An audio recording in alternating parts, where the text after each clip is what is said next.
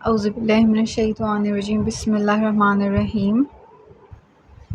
Okay guys, so basically herpes बहुत important है, ठीक है, चाहे कोई भी आपका एग्ज़ाम हो इन्फेक्शंस में से, और इसकी गाइडलाइंस अपडेट हुई हैं। तो देखिए बेसिक्स तो ये हमने पहले भी एक दो वीडियोस में डिस्कशन की हुई है कि वी हैव 1 और 2। जो HSV1 होता है उससे जो इन्फेक्शन है वो ज़्यादा कॉमन होता है, लेकिन ऑलमोस्ट रेशियो तकरीबन सेम है। देखिए यहाँ से 152% होता है, कंट्रीब्यूशन करता है, और 248% करता है, ठीक है। अब देखें, सबसे पहले हम बात करते हैं, और हमने कहा था दो टाइप्स होती हैं, जो एक होता है इनिशियल और रिकरेंट, और इनिशियल में फिर प्राइमरी होता है या नॉन प्राइमरी होता है, ठीक है। अगर प्राइमरी हुआ है मतलब कि पहले ना तो उस स्ट्रेन से हुआ ना किसी और स्ट्रेन से, मतलब पहली दफ़ा हुआ है। अगर 1 से हुआ तो मतलब नॉन प्राइमरी वो होता है जिसमें दूसरे स्ट्रेन से हुआ वो इन्फेक्शन, इससे ना हुआ। प्राइमरी होता है इसमें पहले कभी किसी भी स्ट्रेन से इन्फेक्शन ना हो, हर्पीज़ के फर्स्ट टाइम हो। और अगर फर्स्ट ट्रिमेस्टर में होता है ना, तो जैसे देखिए मलेरिया वगैरह है, खैर वो ये तो खैर वायरस की बात करूँ, लेकिन जस्ट फॉर को रिलेटिंग, तो उससे मिसकैरेज का रिस्क होता है, ठीक है। इसके अलावा और टॉर्च इन्फेक्शन से अनॉमलीज आ जाती है, इससे ना तो मिसकैरेज का रिस्क इंक्रीज़ हो रहा है, ये याद रखें प्लीज़, ठीक है। और ना ही कोई अनॉमली है, ठीक है, कोई अनॉमली भी नहीं है और मिसकैरेज का भी रिस्क नहीं है, ऐसी कोई भी चीज़ नहीं हो रही इससे, ठीक है। लेकिन अगर with in 6 weeks of delivery हो ना, मतलब कि उसके 6 वीक्स के अंदर अंदर डिलीवरी हो जाए आपको जब हो, ठीक है, तो उस केस में फिर शेडिंग होती है, ठीक है। और उस वक्त अगर लीजन्स प्रेजेंट होना तो भी मतलब शेडिंग का मतलब बहुत ज़्यादा चांस है। तो देखें इसमें हमने देखना है कि प्राइमरी है तो फिर 41% चांस होगा नियोनेटल हर्पीज़ का, अगर with in 6 weeks of delivery patient infect हुई है प्राइमरी से। अगर उसे नॉन प्राइमरी इन्फेक्शन हुआ है, मतलब कि अगर उसे 2 था, 2 हो चुका था, लेकिन अब इस दफ़ा 1 हुआ है विद इन 6, इस 6 वीक्स का फिगर गाइस बहुत इंपॉर्टेंट है, ऐसे सिनेरियोज आते हैं, ठीक है। With in 6 weeks of delivery तो फिर 25% चांस है कि नियोनेटल हर्पीज़ होगा, ठीक है। तो ये सब क्यों होता है? क्योंकि उस टाइम फिर ना ज़्यादा शेडिंग हो रही है, शेडिंग हो रही है, तो न्यूबॉर्न जो है वो इफ़ेक्ट होगा। अब अगर रिकरेंट हो जाए ना, रिकरेंट जब भी हो, इवन अगर रिकरेंट डिलीवरी के टाइम हो और लीजन्स, देखिए लीजन्स बड़ी इंपॉर्टेंट चीज़ है। अगर प्राइमरी हुआ है विद इन 6 वीक्स तो लीजन्स एक्टिव मौजूद होंगे ना, तो वो देख के हमारा पता चल जाता है कि अब एक्टिव इन्फेक्शन है। और अगर प्राइमरी है तो हमें मेंटली पता होना चाहिए कि प्राइमरी है, नॉन प्राइमरी है, तो बेबी को न्यूनल हर्पीज़ होनी ही होनी है। लेकिन अगर वो रिकरेंट है और रिकरेंट के साथ पेशेंट डिलीवर हो रही है और लीजन्स हैं, तो भी आप विद कॉन्फिडेंस उसे डिलीवर कर सकते हैं। विद कॉन्फिडेंस ये होना चाहिए कि ये रिकरेंट है। 0 to 3% चांस होता है नियोनेटल हर्पीज़ का, और किसी कंजेनिटल एनॉमली का चांस नहीं होता, ठीक है।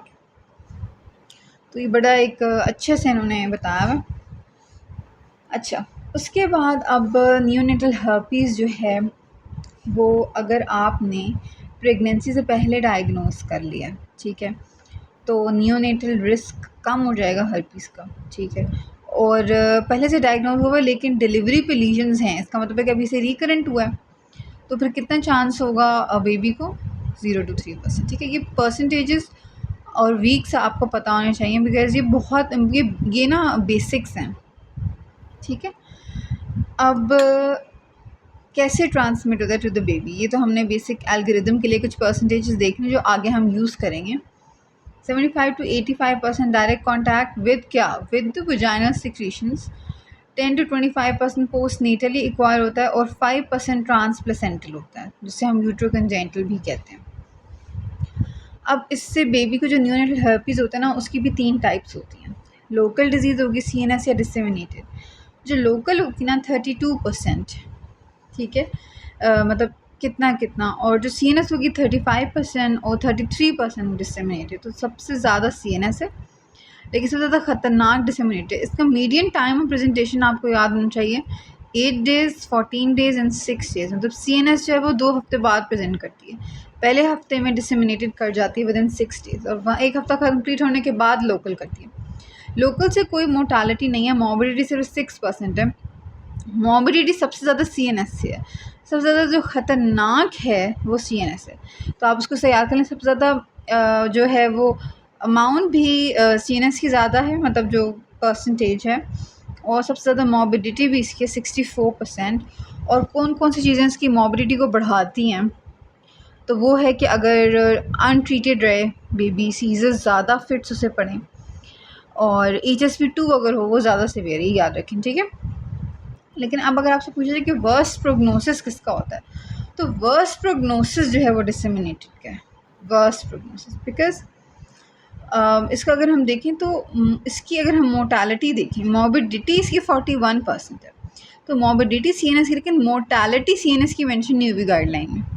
मोर्टालिटी जो है वो डिसेमिनेटेड की मेंशन हुई हुई है, 68% 2 से और 29% 1 से।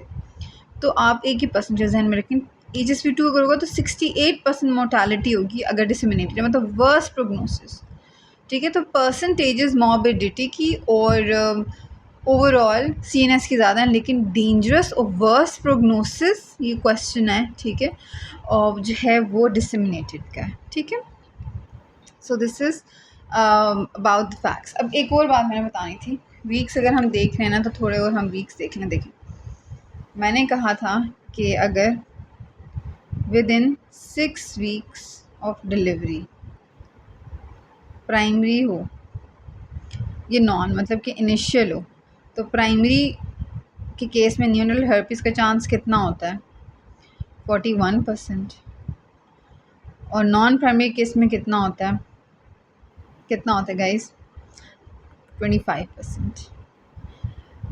तो अगर पेशेंट लेट से डिलीवर कर जाती है और डिलीवरी के बाद उसे हर्पीस के साथ वो प्रेजेंट करती है लीजन के साथ, और वो with in 4 weeks of delivery, मतलब डिलीवरी हो गई with in 4 weeks of after birth, तो इसका क्या मतलब है, इसका मतलब है कि बर्थ पे उसको शेडिंग हो रही थी। तो ये भी आपने इम्पोर्टेंट, मैंने सिर्फ इसलिए पता था कि आपको याद रखना है कि एक second, after delivery till 4 weeks अगर पेशेंट प्रेजेंट करे विद फर्स्ट एपिसोड, तो उस केस में इसका मतलब है कि वो शेड कर रही थी एट डिलीवरी, तो बेसिकली फिर आपने जो है वो क्या करना है, मतलब आपने जहन में रखना है कि जो न्यूनेट है वो हाई रिस्क है। फिर आप हाईएस्ट रिस्क न्यूनेटल केसेस को भी ना हमने आगे डिवाइड किया हुआ है, तो इसलिए बहुत ज़रूरी है, ठीक है।